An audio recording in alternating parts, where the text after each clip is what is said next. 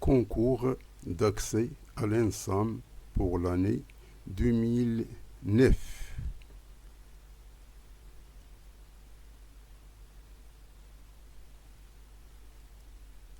L'exercice numéro 1. On étudie le mouvement d'un wagon contenant 2 personnes.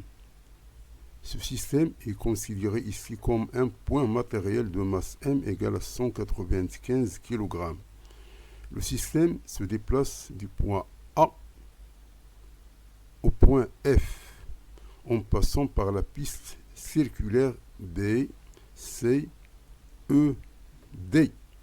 Le schéma est représenté ci-dessous. Donc, premièrement, c'est le mouvement sur la piste rectiligne AB. Le système glisse sans frottement sur la piste AB. Elle part du point A d'abscisse XA égale à 0. À la vitesse VA est égale à 1 mètre par seconde. L'angle formé par la piste avec l'horizontale est alpha égale à 53 degrés. La hauteur du point A est ZA est égale à 8 mètres. Et celle du point B, c'est ZB égale à 0. Les hauteurs sont mesurées par rapport au plan horizontal. Passons par le point B. Donc la question numéro 1, exprimer puis calculer la vitesse VB au point B en utilisant le théorème de l'énergie cinétique. La question numéro 2, combien de temps dure le mouvement sur la piste AB? La question 3, déterminer la réaction normale R de la piste R, c'est-à-dire la force exercée par la piste AB sur le système.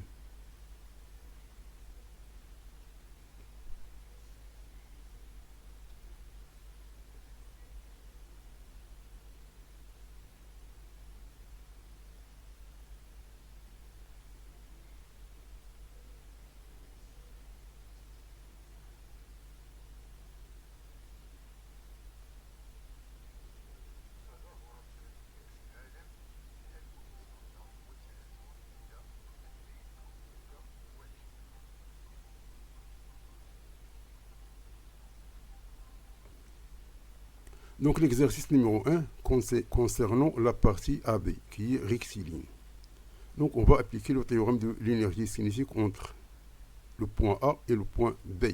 Donc le système ici, elle est soumise à son poids et à la réaction qui est normale puisque les frottements sont négligeables ici. Donc on a delta EC entre A et B est égal au travail de P plus le travail de R.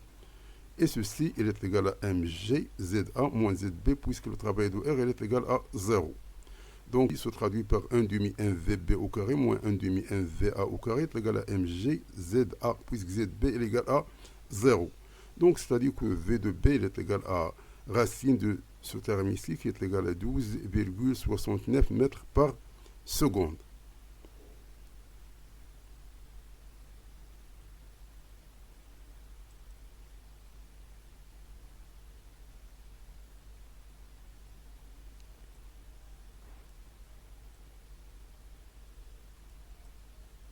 Donc maintenant, la durée du mouvement sur la piste AB.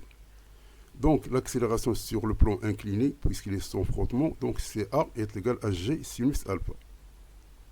Donc c'est-à-dire on a G, on a alpha, donc on peut calculer l'accélération ici. Donc puisque le mouvement il est uniformément varié d'accélération 8 mètres par seconde carré, donc on peut calculer ce qu'on appelle la distance AB. Donc AB c'est ZA, cette partie-là, sur sinus alpha.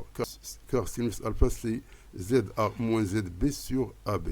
C'est-à-dire que AB est égal à ZA sur sinus alpha, il est égal à 10 mètres. Donc l'équation horaire, c'est tout simplement AB est égal à 1 demi AT au carré plus BAT. Donc, on va remplacer le AB par le 10. On a le VA, on a le A qu'on vient de trouver. On a divisé par 2, reste 4. Donc, on a une équation de second degré. Donc, tout simplement, il faut comprendre la valeur qui est positive. Donc, T, elle est égale à peu près à 1,46 secondes.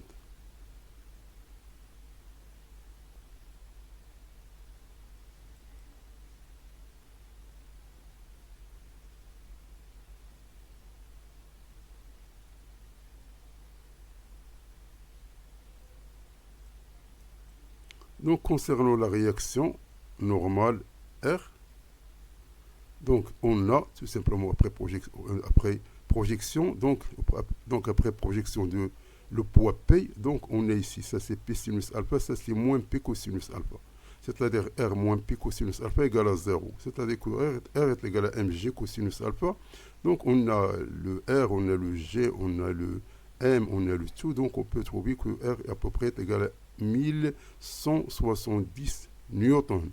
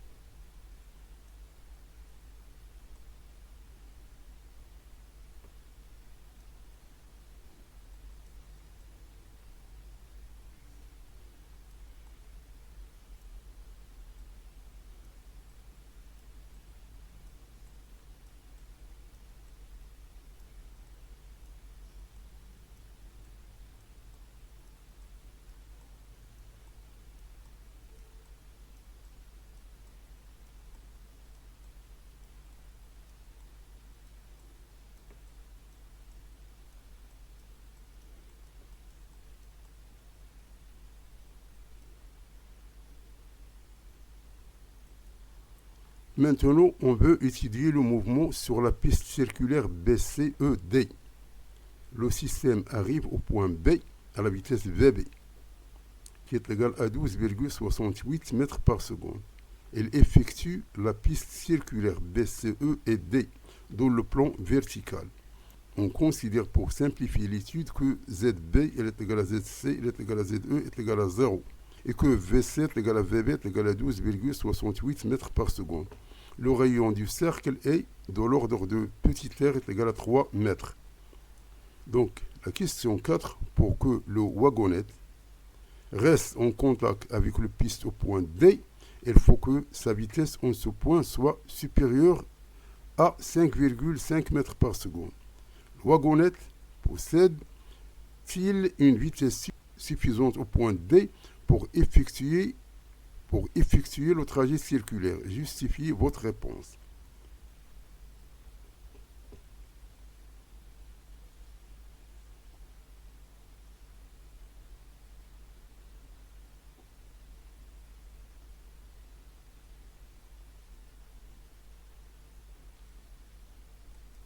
Donc, maintenant, on s'en occupe de la partie BCE-D.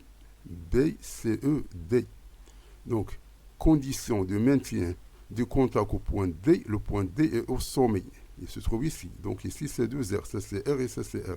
Donc, il est situé à la distance 2R de l'axe horizontal. Donc, Z de D, elle est égale à 2R, c'est-à-dire 2 fois 3, c'est 6 mètres.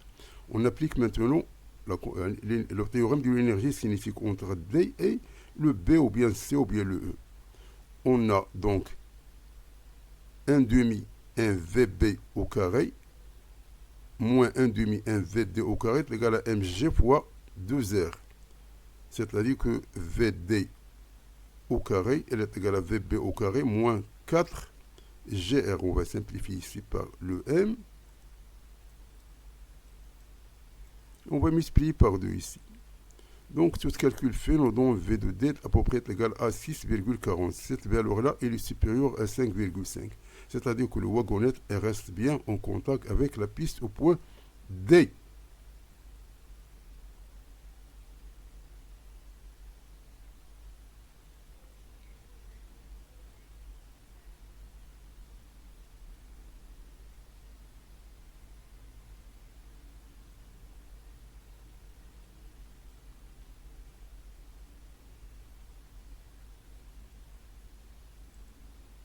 Maintenant, on va s'en occuper de la piste rectiligne EF, cette partie-là.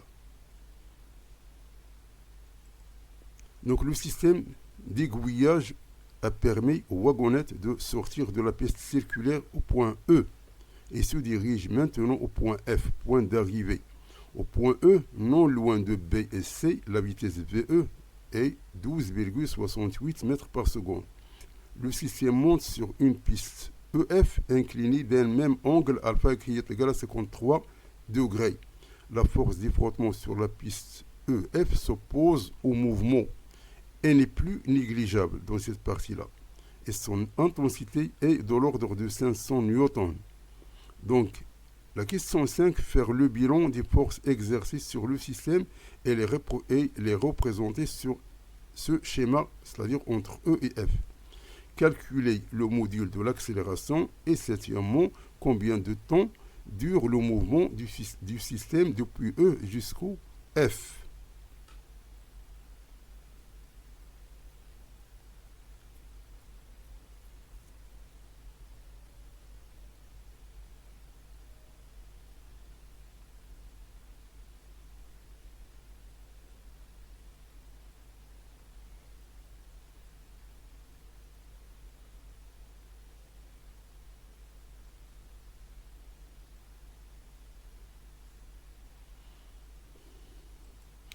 Donc, la partie EF. Donc, on peut schématiser ici les forces ici. Donc, on a le poids, on a la réaction normale et on a la force de frottement qui s'oppose au mouvement, c'est-à-dire de sens inverse au mouvement. Parce que le mouvement, c'est celui de E à F. Donc, ça, c'est la force qui est de sens contraire.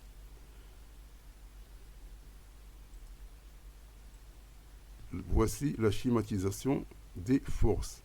On a le poids, on a la réaction ici et on a la force de frottement ici. Maintenant, on veut calculer le module de l'accélération. Donc, on projette sur l'axe EF. Donc, la réaction ici, ça c'est perpendiculaire, donc elle est égale à 0. Et ça, elle est égale à moins mg sinus alpha. Puisqu'ici, c'est tout simplement une projection ici.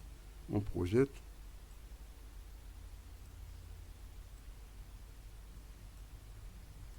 Donc cette partie-là, ça c'est alpha.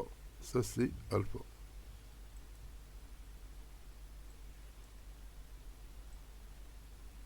Donc ça c'est, puisque dans la partie, puisque la force se dirige dans ce sens, donc c'est négatif. C'est moins P sinus alpha. Donc c'est tout simplement, on remplace ici, donc on a le moins F, on a le moins P sinus alpha est égal à MA. Donc ça dit que A elle est égale à ce terme-là divisé par M. Donc ceci, ça nous donne après calcul, elle est égale à un terme négatif. Il y a une décélération.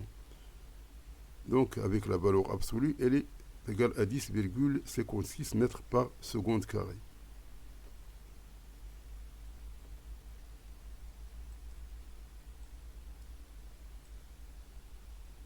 La durée, c'est simplement, puisqu'on a le VE, c'est-à-dire ça, le VE, c'est la vitesse initiale.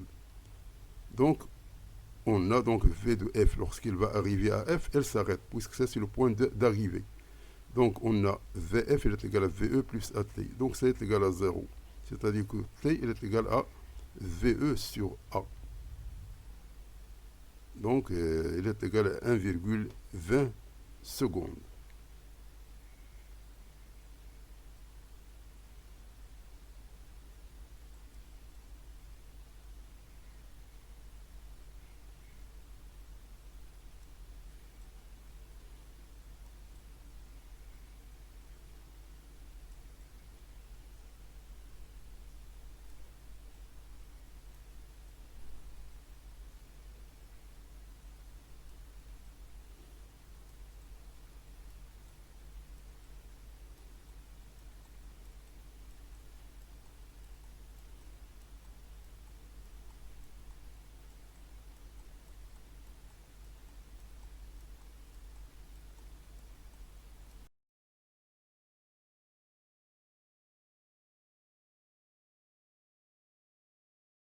Donc merci d'avoir suivi ce vidéo et à la prochaine pour un nouveau vidéo cordialement.